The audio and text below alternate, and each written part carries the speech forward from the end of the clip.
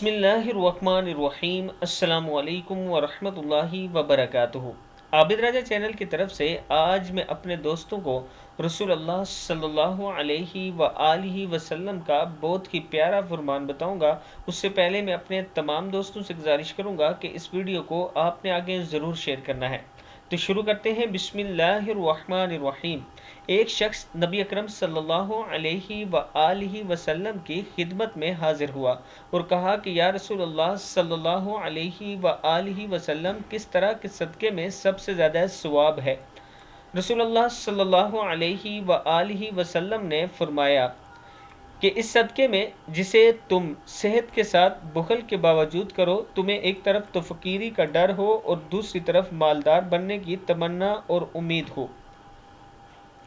मैं अपने दोस्तों से गुजारिश करूंगा कि ज़्यादा से ज़्यादा सदका किया करें।